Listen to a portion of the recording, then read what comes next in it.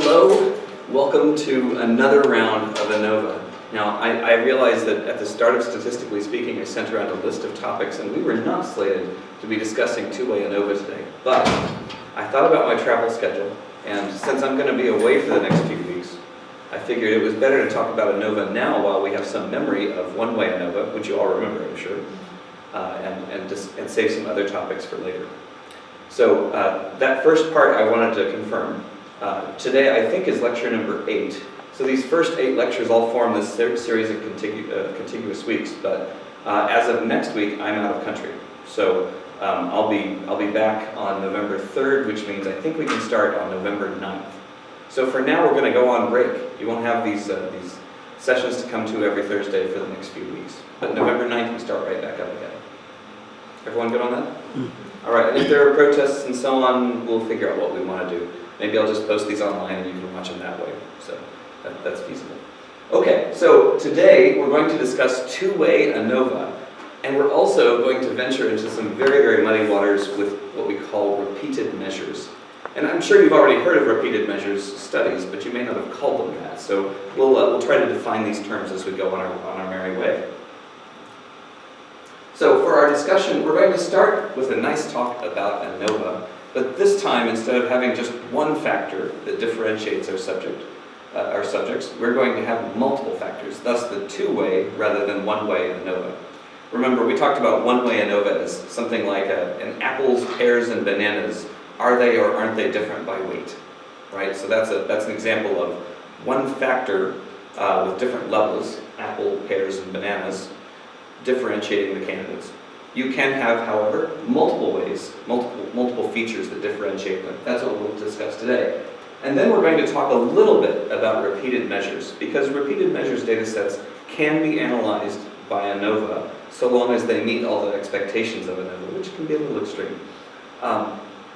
Generally speaking, when we go into really big studies of this sort, ANOVA loses a lot of its power and we just don't use it anymore. We'll discuss why.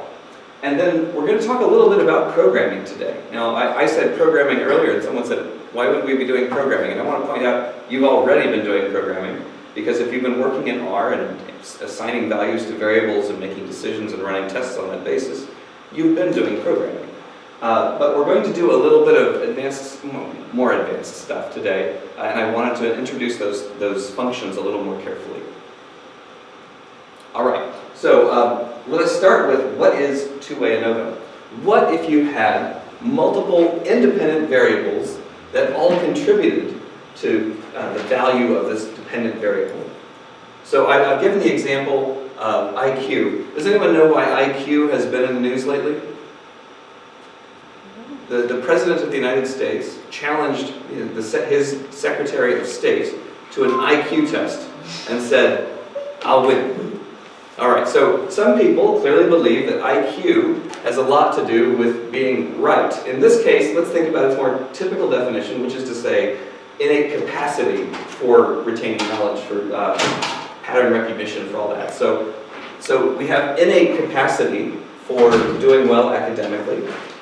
And, of course, we have the amount of work that we put into it, right? So you might say, for example, that this person always succeeds because they're brilliant. Or you might say, this person always succeeds because he or she works really hard, right? So each of these may have an additive effect. And why do I say additive effect? I say that a person who doesn't typically have a great brain, but who works really hard, benefits from that work about as much as a person who has a great brain, who also works very hard. There's an independent but powerful effect in working very hard. And similarly, if two people work equally hard, the person who has a higher IQ is likely to do better with academic subjects. So these are what I'm calling additive effects. But there's also this problem when we have multiple factors in play that you may not have complete independence between them. So if you were trying to predict who in a class was most likely to be throwing a party this weekend, you might say, well, some people have a desire to host parties. Maybe they're extroverts, right? They just thrive when they're in contact with other people. Other people are introverts and are a little less likely to throw a massive party with cakes and so on, and dancing perhaps. So in this case, the desire to host parties is necessary but not sufficient to throw a party, because that person may be living in a closet, right? I mean, they may have no room in which to invite over 20 of their closest friends, or 100 for that matter. So having an availability of hosting space is also a necessary condition. And really, the people who host parties have a combination of the desire to host those parties and the availability of hosting space. So each of these factors can play together. That brings us to a really key term when we talk about two-way ANOVA, and that is interaction. Interaction. So an interaction term specifies that there may be something that we call main effects, that we see that these different factors we're measuring about our subjects individually contribute to the final result, to the dependent value. But you may also have another term that you have to consider, and that's the interaction of these two traits. And we see in some cases that there's a much bigger weight on the interaction of two different traits than there is in the main effects. So main effects, the interaction of individual factors on the final outcome, may not be the whole story when we see interactions between two traits. So when we look at what determines the value of our dependent variable, we look at the impact of factor A upon that dependent variable. We consider the impact of B upon that dependent variable. But if there's this problem of interaction, we're going to miss out a lot of what we need to know if we do not also consider A times B. So both of those factors together can be taken into consideration when we do this. All right, I would point out today that although I'm talking a lot about two-way ANOVA, ANOVA is not in fact limited to just two factors at a time. You can do it with 3 and 4 and so on. And as you do that, the number of possible interactions rises. Consider a case where you have birth date, weight, and number of calories consumed. You may have interactions between birth date and calories consumed. You may have an interaction between birth date and weight. These things can all have potential interactions. And when you've got 3, there are 3 different ways that they can interact. So now our ability to find interaction impacts becomes much more complex, just by having 3 factors rather than 2. Okay, so what are some of the things that creep in? I realized when I talked about one-way ANOVA, I didn't really spend a lot of time on the assumptions upon which they rely, and they're actually quite important. So let's start with this first one. The observations must be independent of each other. So if you have a big population study and you're evaluating propensity to a particular disease, if you have, for example, a father and son or mother-son or mother-daughter pair in your study, suddenly you don't have independence between the different subjects because they share a lot of the same genes, they probably share living space, etc. So they can't possibly be completely independent of each other anymore. So ANOVA assumes that subjects will not be related in this way. Next up, the variation in each set needs to be normally distributed. So if you are measuring, let's say, blood sugar levels, and you have, and you see that that some of the kids that you're measuring blood sugars in came in right after a birthday party or something, you're going to see that these blood sugar levels actually don't have a normal distribution anymore. They're suddenly split with some very high values thrown in there. And those outliers can cause real problems when we actually plug these data through ANOVA. So one of the things that we care about once we fit a linear model to our data is asking whether the residuals, this is to say how far this point is from the data, from the value we estimate based on our model, are those residuals normally distributed? We'll use an example of that later on today. Okay, next up, homogeneous variance. What if you are measuring 2 groups of kids, one that just came fresh from a birthday party and one that didn't? and you're measuring, say, blood sugar. That's all fine, but what if the kids who went to the birthday party were split evenly between those that did eat 5 pieces of cake and those that couldn't touch the cake, right? Suddenly, we have a problem where we have a greater variance in the birthday party set than we have in the non-birthday party set. Okay, so that's a big. Now, there's a really great term here that applies to it, and if you hear it, I don't want you to get shocked. Because a lot of times when we look up statistical tutorial pages and so on, they throw these terms at us and act really cool, because they know this great big term. So here we go. Homoscedastic. Homoscedastic. You can try it if you want. Anyone want it? Homoscedastic.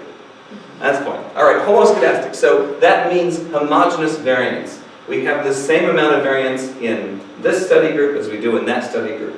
We need to have that to be true for this to work. We saw, for example, in t-test, that the t-test as originally posited assumed homoscedasticity. That's a hard word to say.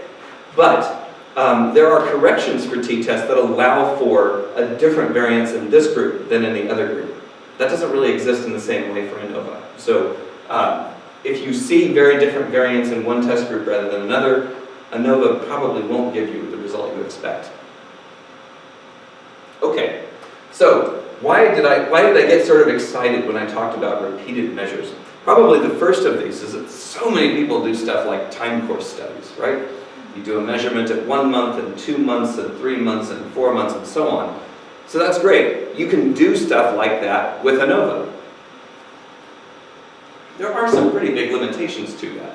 And I'm going to talk about that a little bit more in the next slide. But for now, let's state that lots and lots of studies collect multiple measurements for an individual. Some studies are focused on patients, so each patient may be measured at multiple time points or at multiple sites or whatever. Many studies, however, are focused on like ecological concerns, like an area upstream and downstream of 5 different villages. You can do stuff like that. Okay, so one type of study that we use all the time is this time series. So I have an individual, I'm visiting that individual on several different time points, and at each of them, I get some data. Maybe it's a blood pressure, maybe it's a temperature, whatever it could be. But so if I have these time-resolved measurements, I have a time series. I may, however, have a spatial set. So I already mentioned this possibility that we might be measuring different villages upstream and downstream. That also counts as a repeated measure, but it's a measurement that have different sites geographically associated with each village. But sites can be interpreted even more abstractly than that. Imagine that you're measuring different patients and you're measuring different biofluids for each patient. Something like that also counts as a spatial set, effectively, that you have different biofluids sampled from each person. So maybe each patient gave serum and saliva at each sampling. Okay? So all of those count as repeated measures. Now, once we get into the world of repeated measures, everything starts getting really pear-shaped, frankly. So we start with the kinds of variation that we're going to discuss. And these are mostly terms that we talk about here within ANOVA, but they apply much more broadly than that. So in between subject variation, we have different subjects that that each contribute a measurement, and we're talking about how that value changes as we go across patients or across sites or across individuals, whatever. So if I have a study where I'm comparing 8-year-olds and 12-year-olds, there was an example given in this URL, an individual child is going to contribute one measure to the study depending upon whether he or she is in the 8-year-old or the 12-year-old group. No child is going to qualify to appear in both of those. So we refer to that as between subject variation. There's also this within subject variation, though. And this really shows up once we have repeated measures. So if each subject appears at each level of a factor, say multiple time points are each different levels of one factor, and if the same person is giving data at each of those points, What we have is within subject variation. So you could have 5 different tasks that you're applying, and every child performs all 5 tasks, and you measure at each of those 5 tasks. That would give you a within subject variation. The trick about these things is that you must be able to inform ANOVA which factors are within subject and which ones are between subjects. So we have to characterize that factor. Okay, now once you have a complex enough study, all kinds of things start happening. So if you're dealing with a very large data set of people from a community, for example, you may find that people who live in close proximity to each other, or who have related genotypes, for example, they're part of a family, have data that cluster together. If you've got clustering going on in your data, you no longer have this independence assumption that you can work with. So if you observe clustering, you've probably fallen outside the family of data sets for which you would use ANOVA. In the repeated measures we're talking about today, the measurements may be separated by location rather than time. We mentioned that, upstream and downstream of the same village, for example, or different biofluids from the same person. And you have to kind of keep an eye on how many different measurements you have for an individual. Now, if you do a time course for a patient, how long does that time course run? It depends, quite obviously. So if you have 3 measurements for patients, say 1 month, 2 month, and 6 month, ANOVA is probably going to be okay for you. If, however, you are measuring this person on a daily basis for a period of months, you now have a really big problem. So let me try to explain why ANOVA starts becoming increasingly a bad option the more time points you measure for someone. ANOVA treats each level of a factor as independent from every other, right? It assumes that the measurements you have for a patient at time point 1 are not are independent of the measurements for that person at time 2. And the measurements at time 2 are independent of the measurements at time 3. It has no notion that the measurements at time 1 are more correlated with the measurements at time 2 than they are at time 3. So, to you, when you give your time series data to ANOVA, you think to yourself, well, I know that time point 2 falls between time point 1 and time point 3. ANOVA doesn't have a concept like that. So ANOVA can be pressured into dealing with time series data, but it has some limitations that you might not have realized. So I want you to keep that one in mind. Okay. So the more measurements you've got, if you've got dozens of measurements for individual people, assuming that they're all completely independent of each other is probably a very flawed assumption. And doing it in ANOVA is no longer a great option. For something like that, you probably want to shift over to what we call a mixed effects model. A mixed effects model. So there are the problems that ANOVA expects that every time point will be measured for every person under every condition. And once you have a very long time series, that's just not true anymore. So dropouts, these missing values within our model, suddenly fall apart. So having a mixed effects model means we can deal with those dropouts, but you can't really do that within ANOVA. And once you've got variable intervals, let's say you measure people every time they visit the grocery store. Well, generally speaking, I'm at the grocery store maybe twice a week, maybe once a week, depending on the week. So if you measure me every time I'm at the grocery store, you'll see that sometimes I go twice in 2 days. Maybe I forgot something on the first pass and I had to go back.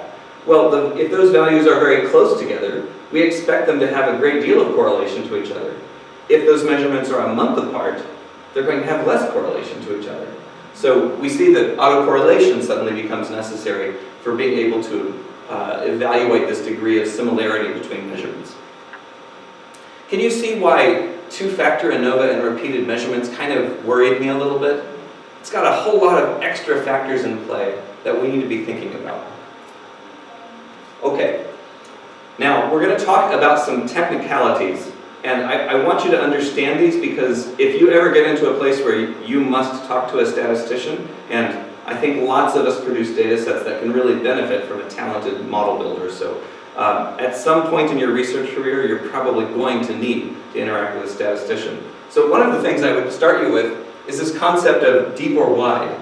Now, I grew up in the Southern Baptist Church back in the States, and we always had lots of songs we sang in Sunday school. So one of our favorite songs was always, deep and wide, there's a fountain flowing deep and wide. But sometimes our input data for these models are also deep or wide. So what I am presenting in this slide is the same data twice. All right? This is a deep format for relating those data. This is a wide format for relating those data. So I'm going to try to walk you through why that's true. I've included a blow-up of just the very top of the deep format here. So here we have an instruction, that's a factor. We have a student, that's a factor. And we have a month, that's a factor. And from that we have calories per day. This is going to be related to one of the examples we'll work. So look at those numbers. Calories per day go 2,000, 1978, 1962, 1873, they're slowly falling for this person. And they're falling as a function of month. So as month increases, calories per day is decreasing. But you see there's a lot of redundant information here. We have the curriculum A is reported every time we have a measurement. The student is repeated redundantly every time we have a measurement. And the month increases monotonically, meaning it's rising all the time. So we can represent those same data in a wide format. So here we have our curriculum reported once for student A, once for student B, once for student C, and once for student D. And now, instead of having to report the month as a different number every time, we just use those as column headers. So our month 1 measurement is 2000, our month 2 measurement is 1978. So you can see that this wide format is a lot more compact than studying this. And it's actually a little easier for us to look at with our eyes and evaluate this. In R, that's not necessarily true. There are some types of analyses that really prefer a deep format or a long format for giving these data points. And there are other systems that really prefer the wide format. Hopefully, there are functions built for R that can help you in this, and one of them is called Reshape 2. So if a statistician says, we need to reshape these data, you can think about, there are tool sets out there to help me do this. The reality is that if you use Excel to reshape your data from a long format to a wide format, you may make mistakes. One of the things I realized in typing up this example was that I had misspelled month 4. So that would have been kind of embarrassing, right? Typos happen when you do a bunch of manual work with your data. Having functions that can handle these for you can sometimes reduce those errors. Okay, now I have used a switch statement. Does anyone here have experience with BASIC or C or Pascal or Java? Nothing. Okay, that's fine. So I'm going to talk about these in terms of another kind of statement that we frequently use in programming called if and else. All right? I have some input variable. Here it's the output of serum 8, so the 8th item in the serum vector. I got that value. That's going to have one of several levels. In this case, it could have level A or B or C. I want to assign a particular number to each of A, B, or C. In order, this is the first level of this factor, this is the second level of this factor, this is the third level of this factor. I want to return a different number depending on whether this variable is set to A, B, or C. So I'm using switch to do that for me. Now if I were doing this in if and else language, I would say if serum in this case is A, then return a value of 3. Else, if serum is B, then return a 1. Else, if serum is C, then return a 2. Okay? So this is how we're making a mapping between the value of serum and the number that we report back from this function. But all those ifs and elses get kind of complex and moldy looking. So there is a more compact way to do this. And because I've used it in my code today, I wanted you to see why I did that. So in this case, I'm using the switch function. And the switch function knows the levels of serum 8 in this case. It knows that it can be A, B, or C. And so if it's the first value that we've recorded, the first level that's been recorded for this vector, we output a 3. If it's the second one, we report back a 1. If it's the third one, we report back a 2. And that value gets assigned to a variable called return and passed back. Okay? So when you see a switch statement, just remember you can always think of a switch statement as a bunch of ifs and elses. Okay? That shows up in a lot of programming languages as well. They have different syntax for using it, but it's the same function in each case. The next is a really, really widely used loop construct. So looping is one of these things that shows up all over the place in computer science. Looping means you have some sort of code that you want to run again and again. So you might see that in a while loop, which means repeat this section of code while something is true, for example. You may have a repeat until construct. There are several of these. But one of the most common ones, and one of the first ones people learn, is the for loop, which is to say, I have some finite number of items, and I want to iterate this section of code once for each item in that list. So iterate, in this case, means to do one pass through this set of code that gets repeated. So iterate. So in this case, I want to print the square of each number from 1 to 10. So that's the human translation of what we want to do. Now, I've already put this into our syntax. You see that? 1:10. When you run 1:10 in R, what comes back is 1, 2, 3, 4, 5, 6, 7, 8, 9, 10. An item, a list 10 items long, each number appearing once. So I'm now going to create a variable called looper. And looper is going to start with the value of 1, and it's going to finish with the value of 10. And for each value in between those, it's going to execute this code in the middle. Now, I've secretly hidden yet another function to introduce you to in the middle here. See this cat business? Cat is very much like a print statement. Basically, whatever you pass it, it's going to blast out on screen for you. So I want to cat the value of looper multiplied by itself. That's what this hat2 business means. So I'm going to square whatever the value of looper is, export it onto the screen, and then I've got this little squirrely business with \n. \n shows up in lots of coding out there. I don't want to confuse you. It's called a new line character, new line, which is to say, once you've printed this square value on screen, go to the start of the next line to print whatever comes after this. So we're going to print the square, and then we're going to continue on to the next line. So here you're learning about looping and printing stuff to screen. All right. So I think this is the final thing in here. We're going to talk about indexing. I've already used an example of this, that we have a long list of numbers, and we want to report some particular member of that out. Maybe you want the 5th value from a vector. If so, you can give the vector name square brackets and the number 5. And that'll give you back the 5th value within it. Sometimes we're dealing with two-dimensional tables in R. And so for something like this, you'll frequently see maybe a matrix, maybe a data frame for that matter, and you have some row number from which you want to grab out the value, and some column number. So when you say matrix I comma j, that specifies where in this data table you want to pick out a number. Finally, you might have a data frame that's glommed together several vectors. We work with several cases like that. And one of the most common ways to deal with pulling out an individual field is this $sign operator. So if you have a date column and that's the only thing you want to extract from a structure, you can just say the name of the data frame, $, date, and back comes the vector for you. Okay, now I've also cheated and used something called subset in here. Subset is frequently, well, the refuge of the incompetent in my case. I can't often figure out a way to do something without grabbing a subset of the data from this big collection I've generated. So I'm going to show you an example of that in the code as we move ahead as well. Okay, indexing. Oh, I hit the wrong keyboard. There we go. Right, so lots of takeaways today. Two-way ANOVA is particularly different from one-way ANOVA in that it can recognize interactions between factors.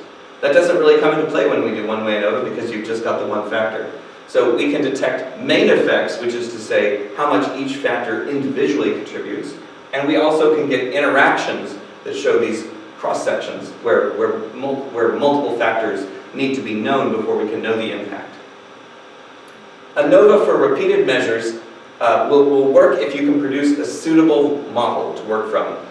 One of the things that you're going to have to ask when you generate a suitable model is whether the residuals from that model are normally distributed, because that is an assumption upon which ANOVA is based. So if you have long vectors, like a huge number of measurements for each person, some of which are missing, ANOVA two-way is probably not going to get it done for you. So there are a lot of reasons why when you have a whole bunch of levels within a factor that you can no longer do that. And you may have to go to something like mixed effects.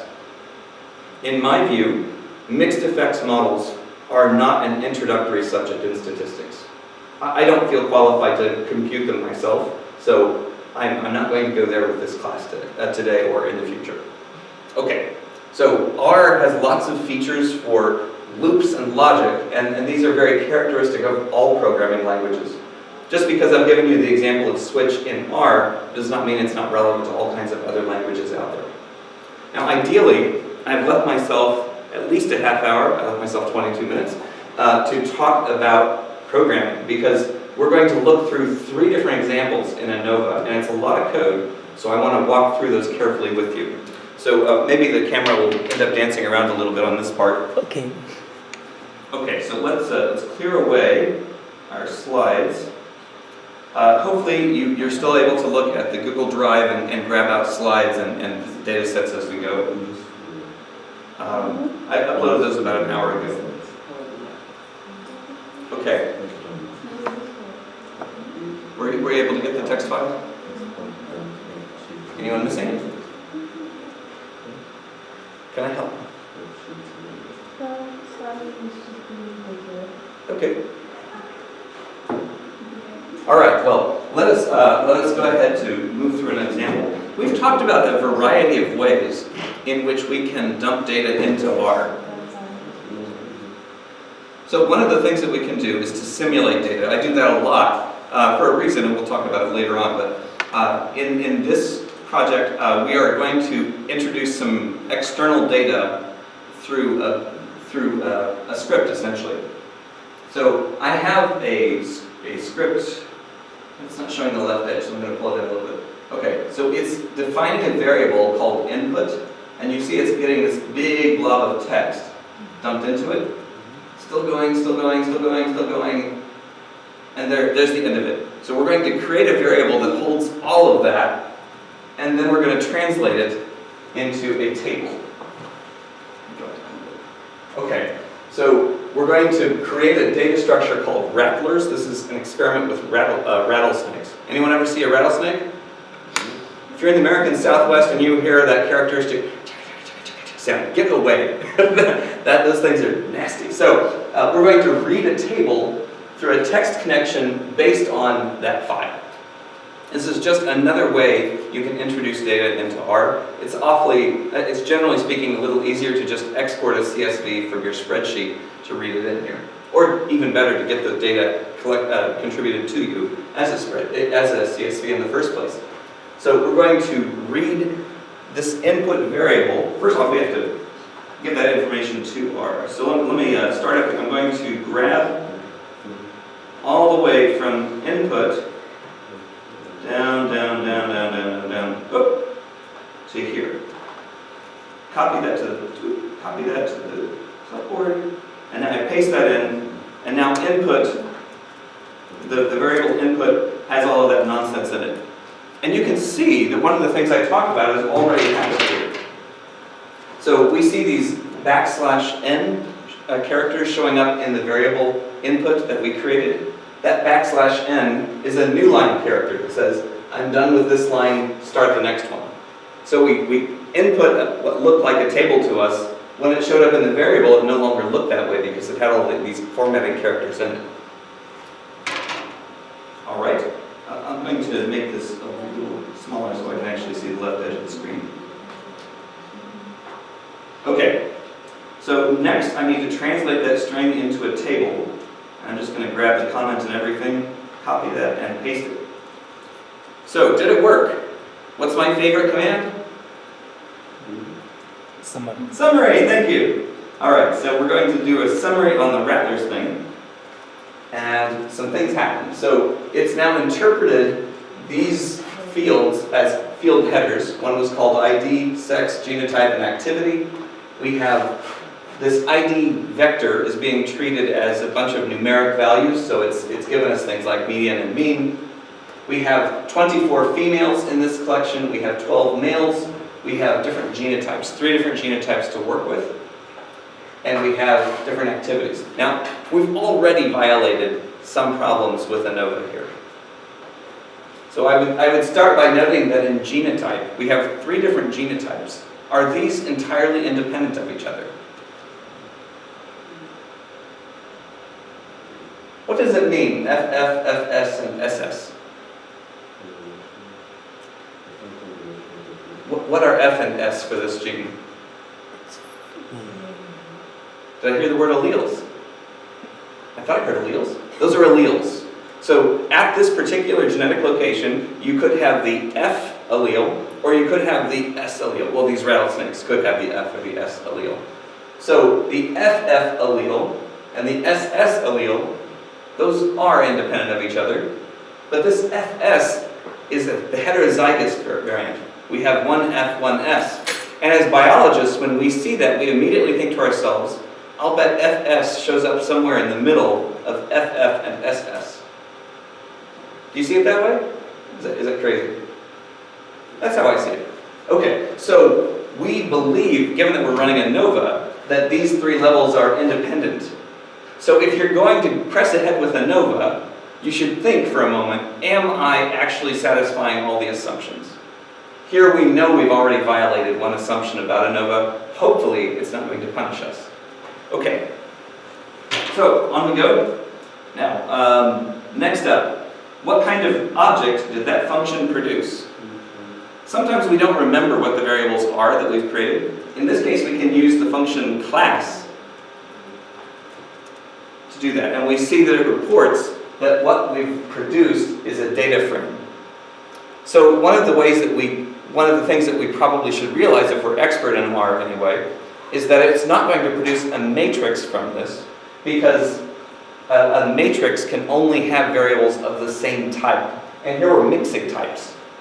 These are both factors. You see that? Because it's just giving a count of how many times each one appears. This one is a numeric. This one is a numeric. So, now, is the ID properly treated as a numeric? Anyone have an opinion on that? Is snake number 2 halfway between snake number 1 and snake number 3? No, ID is a factor, not a number. So we already need to be aware of this. The software is treating them as numbers. We need to pay some attention to that. So we're now going to do a little bit of visualization on this. I'm using just the built-in box plot function to make sense of it. So I'm going to go ahead and do that. All right. So let me look at the way we called this box plot first off. We provided box plot with a function, or with a formula. Did you see that? What we've said is, I want you to think, when you see this formula, I want in your mind for you immediately to think, we are telling box plot, activity is a function of both sex and genotype. Okay? So when you see a tilde in the formula, I want you to say, is a function of. When you see a colon, I want you to say, as an interaction of.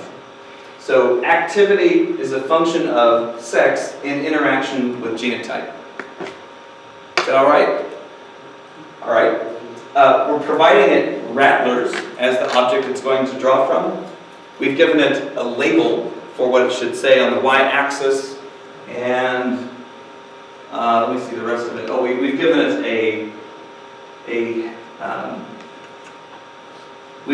a main title called Rattlesnakes. Okay.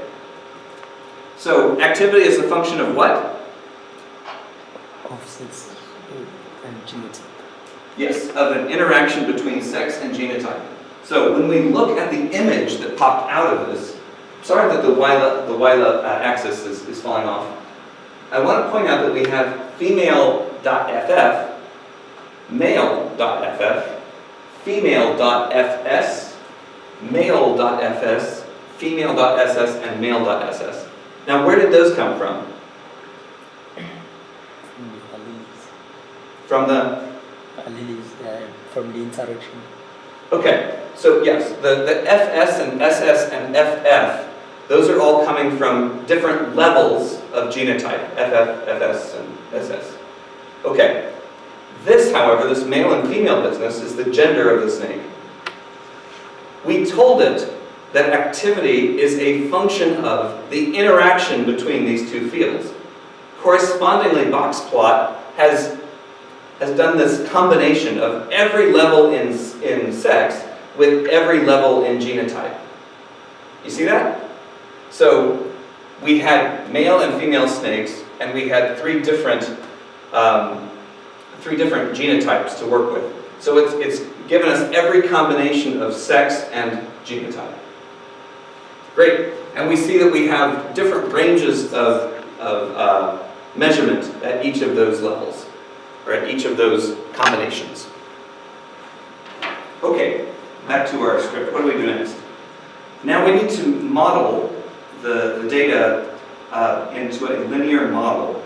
We've talked about linear models a few weeks back, and we probably didn't realize we were going to use them this much, but here they are. So now I'm going to create a model in this software. So, is the formula the same here? It's not quite the same. R interprets it the same way, but not quite the same. So the activity is a function of sex and of genotype and of the interaction between sex and genotype. Is that translation working for everyone? Okay. So when we look for main effects in ANOVA, we're going to look for the impact of sex on activity and of genotype on activity. But we're also going to look at the interaction between sex and genotype having its own impact on activity. So keep in mind that when you produce a model, the more factors that must go into play, the more data you need to be able to tease it apart. If we were just trying to find the individual impact of sex and genotype on activity, then we wouldn't need to include this interaction term, and we could get by with less data to probe that relationship. All right, so we've now run our model here. Let's see what came out. We're going to conduct a two-way ANOVA, which is just the same thing as running the ANOVA function on it. And now I'm going to use a quick look at what came out of that. So I can just type the name of the variable to see what it equals, right? So I see then that I have p-values that are stored in this variable that report the relationship between sex and activity, genotype and activity, sex and genotype and activity. So how do we do? What do you think of this model? Do we find any one feature or any combination of features to be significantly associated with activity? Did we find a relationship? We did not. We tested 3 different kinds. I'm sorry, it's not even showing the left edge of the screen again. Oof, it's going to just vex me. There we go. Sorry, my bad. Okay, so the relationship of sex with activity was given a p-value of 0.77, no relationship. Genotype and activity, the other main effect, 0.84, no relationship. The interaction of sex and genotype, 0.6. Well, what if the model we used was completely wrong for this class of data? So we can always check that by checking the distribution of residuals. So I'm going to make a histogram of the residuals from this linear model. All right, what came out of that? Is that normal? There's a no? Are you saying no? You are saying no? Yeah. Okay, she is saying no. All right, there are arguments that this is not a normal distribution. What does a normal distribution look like with this number of items? Like a dog shit? All right, so let us look then at the data. How many points did we have? We had 49 points. So before you say, that's obviously not normal, I want you to look at what several plots of 39 points look like. It was 39, right? 49, sorry. Okay, histogram, R norm, 49. Okay, so we know that these 49 values that come back have been selected from a normal distribution. So what do they look like? That's a normal distribution. That's a normal distribution. That's a normal distribution. When you have 49 points, your ability to detect something as normal is probably ready to say that you shouldn't be all lopsided on one end like this. Or you shouldn't have two high points that are separated by a valley. But in fact, when you've got only 49 points, the normality is hard to estimate. So I think that the data that came back from our residuals, oops, how am I doing wrong? Here we go. I would say that the most frequent results are quite close to the 0 value. And these on the edge, well, they're not great, but I'm not prepared to say that our residuals aren't normal here. I think that we need to temper our expectations of how normal they look. But it is a matter of concern. It's always worthwhile to do this when you run a linear model to evaluate whether this normality has been attained. Okay. Now, I'm going to move on to kind of a fun example that I cobbled together. I think you guys remember that I like to know what the means are for my data to evaluate whether the test is finding them or not. So think of this as a gold standard set. We know what means come into play. Now, what's my time? Oh, I've got myself 6 minutes. It's terrible. All right. So in our 6 minutes, I'm going to tell you a story that takes place in World War II. The United States wanted to make a super soldier, because, gosh, Nazis are bad. So the United States contracted 4 mad scientists to help us in this quest. And 2 of them were working in a radiation lab, and the other 2 were working in a biology lab. So at the end of a year of research, scientists A and B came back to me and said, I have the serum to make a super soldier. The other 2 scientists came back to me and said, I have the radiation treatment needed to make a super soldier. Well, that's very impressive, isn't it? So how are we going to tell if these 2 radiation treatments and these 2 serum treatments will make someone a super soldier? Well, happily, we have lots of volunteers because it's World War II and everybody wants to get in the fight. So we're going to add, because we're scientists, remember, controls to the study. So we're going to have a secret 3rd serum that's actually water, right? So we're going to have some saline solution we're going to inject alongside these other 2 sera. And we're going to use a 3rd radiation treatment. This one is one of those burger lamps that you use in a fast food restaurant. You've seen them, right? They have to keep the burgers warm so that when you receive your food, it feels warm, even if it's been out of the fryer for a moment. Just a secret, so you know. All right. So we're going to have 3 sera, and we're going to have 3 different radiations. Have we seen the rep command before? Rep? Do you know rep? Not rep? Okay. Rep is to repeat. I'm just picking on you. I know you were dozing. It's all right. I doze sometimes myself. All right. So we have, we're going to take 5 volunteers for each of these. So if we have 3 different sera and 3 different radiations, how many combinations of radiation and sera can we have? What? 9, yes, yes. So you can think of it as kind of a tic-tac-toe board. We've got 3 rows, 3 columns, each one have 9. And we're going to have 5 volunteers undergo each of those 9 treatments. So it's a nicely balanced study. It's orthogonal in that we've got these 2 sets of 3 things, and we're going to test every combination of them. So now we're going to have we're going to create something called SR factors here that captures each of these 5 patients for each of these 9 possibilities. We're then going to we have to compute what is the superpower that we see for each person within these.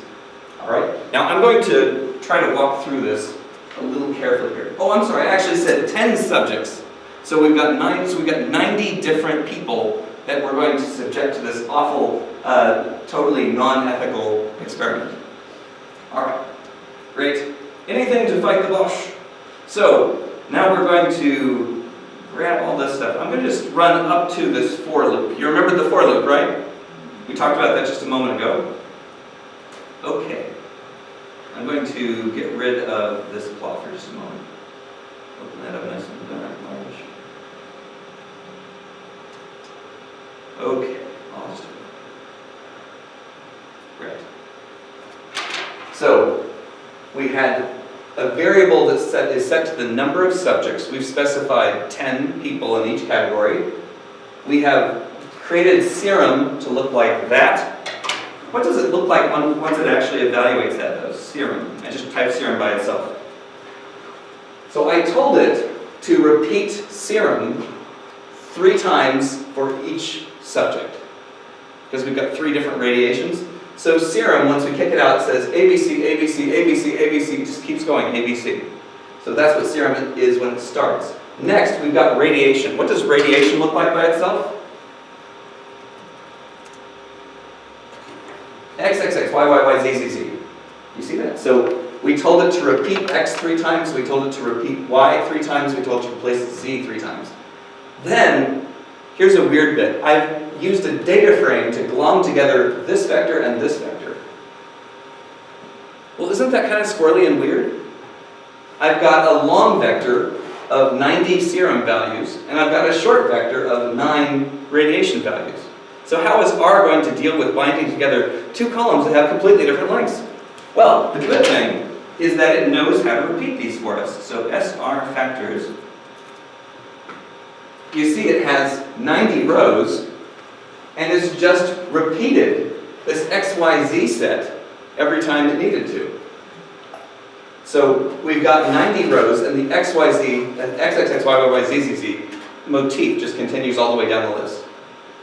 All right, so those are our treatments. Next, we need to compute what the outcomes are. So we created this vector of, superpowers. You see right now it's sitting at a special value.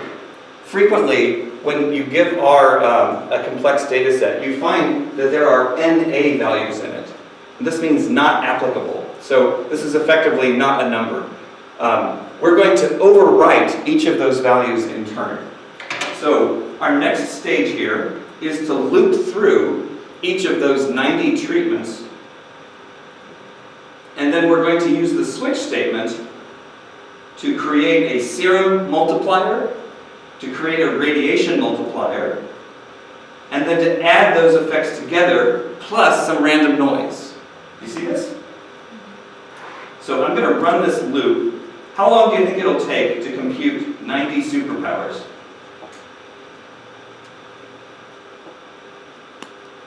Three seconds? 1 second? Will it be done by the time I hit enter, basically? Okay, everyone, computers are fast. You don't have to wait when you just want to compute 90 numbers. If you want to compute 90,000 numbers, there might be a few seconds. So these are very, very, very fast. Now, superpowers before we ran this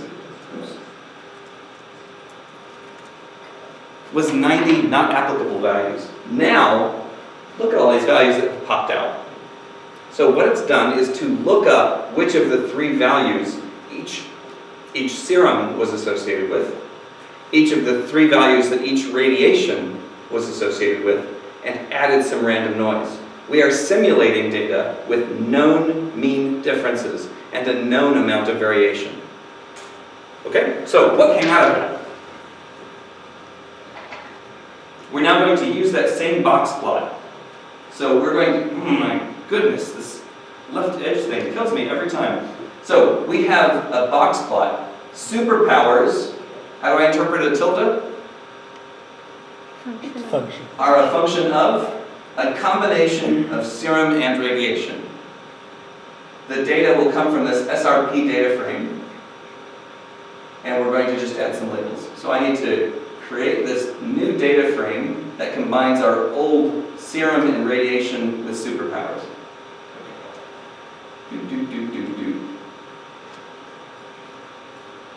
All right, we run that. Remember that when you have two different factors that you're checking the interactions of, you end up getting this A with X. So serum A with radiation X, serum A with radiation Y appears in the middle, serum A with radiation Z appears at the right. So we've got this every combination of every level in serum with every level in radiation, and these are the values that popped out of that. All right, now if we were to look back through our code, which serum gives the biggest bang, has the highest value associated with it? Not from the data, let's look at the code. I'm looking at my code now. I'm going to roll up a little bit. That comes in that switch statement. Do you guys remember where that was? Oh, here it is right here. Okay. So my serum multiplier for the three values of serum is 3, 1, or 2. That one of those three numbers. So serum A kicks back a value of 3. Serum B kicks back a value of 1. Serum C kicks back a value of 2. So which serum is most power-inducing? A. Cool. Which radiation is most superpower-inducing? They're X, Y, or Z? X. Okay. X gives a 1.0, Y gives a 3.0, and Z gives a 2.0. Which one is most superpower-inducing? Y. Y, that's correct. Y produces the highest number. So, when we look at the data, we see that the highest of A, B, and C, A, B, and C, A, B, and C is typically A. I think we could hold on to that. Similarly, we see that the values for Y and for Z are higher than those for X, which is good because X is our control. So we think that that AY should produce the highest values. Now if I run that several times, I'm going to get different results. These are random data, right? So can ANOVA solve this problem for us? Can ANOVA find that difference? So for this, I must fit a linear model. That's what this SRP LM business is. Conduct an ANOVA, and then we're going to look at the result. All right, so I come back here, type into my console. There's my ANOVA. I've got my ANOVA table all generated. ANOVA says there is obviously an interaction between, a main effect between serum and superpowers, and there's definitely a relationship between the radiation you use and the superpowers someone has.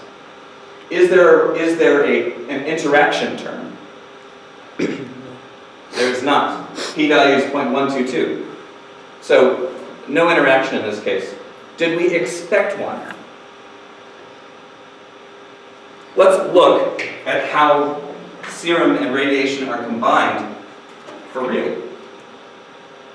Okay. Here we go. So I have two different ways to compute superpowers. In this case, I am adding the serum multiplier to the radiation multiplier and adding noise. Is there any term that combines both of them? No. There's not. So this is a purely additive model, and the fact that ANOVA did not find a significant relationship in the combination is good. It shouldn't have. There wasn't one. I can rerun this though, and here I'm going to comment out that top line and instead use the bottom line. Now I'm going to recompute the way those superpowers are generated. Actually, I'm going to just rerun the whole simulation. So run subjects all the way down to that. Okay. And do it again. All right. This time, we had a combination factor that combined together serum and radiation and added the product of the two. So that's a literal interaction in the data, and ANOVA, sure enough, finds it to a very high degree of significance. So that's brilliant. So this is a case where we had 10 replicates in each of 9 categories. How much better or worse do we get at finding these combinations if we have only 5 people in each category? It gets worse, right? We need to have more samples to give us the power to recognize these differences.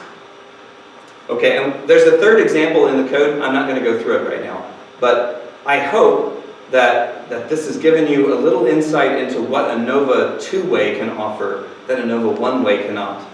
And I hope that I've also explained to you that there are lots of times when the data sets get so messy and complex from biology that we can't really analyze them properly with an ANOVA. And for that, you probably want to be talking to a statistician. Okay, that's it for today. I will really look forward to seeing you guys in a month or so on November 9th. And I hope that you have a good time in the meantime. Thanks.